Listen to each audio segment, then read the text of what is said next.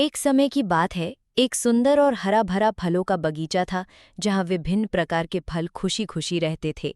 इस बगीचे में एक घमंडी सेब था जिसे अपनी चमक और लाल रंग पर बहुत गर्व था। वो अक्सर दूसरे फलों को नीचा दिखाता था और अपनी बातों से उन्हें प्रभावित करने की कोशिश करता था। धीरे धीरे सेब की बातों का असर दूसरे फलों पर होने लगा। वे उसकी चकाचौंध भरी बातों से प्रभावित होकर उसकी ओर खींचे चले जाते थे।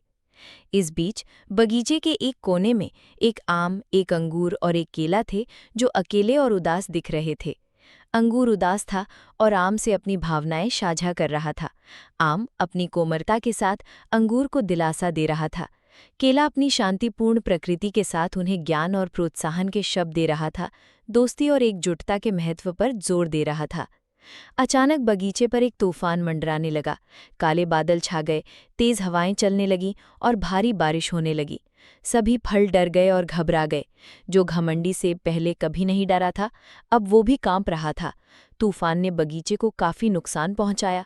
टूटी हुई शाखाएं और गिरे हुए फल हर जगह बिखरे हुए थे।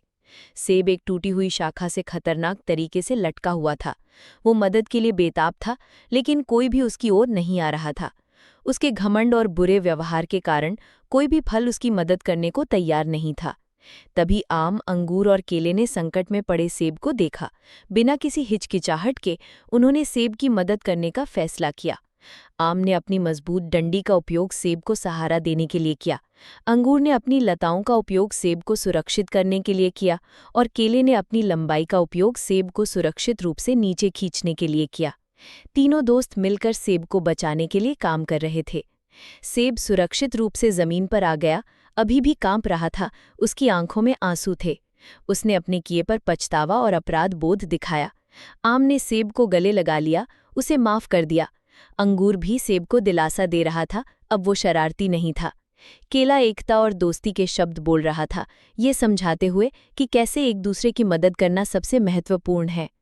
तूफान थम गया था और बगीचे में शांति लौट आई थी। सूरज चमक रहा था और एक इंद्रधनुष दिखाई दे रहा था।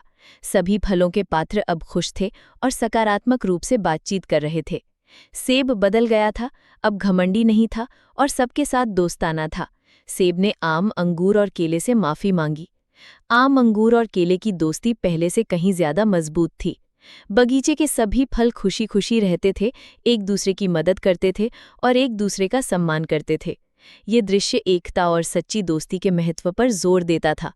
पूरे चित्रण में चमकीले और जीवंत रंगों का उपयोग किया गया था। समग्र शैली सनकी और दोस्ताना थी, जो बच्चों की कहानी के लिए उपयुक्त थी। ये कहानी दिखाती है कि कैसे सच्ची दोस्ती किसी भी बाधा को दूर कर सकती है और कैसे माफ़ी और समझ सबको एक साथ ला सकती है।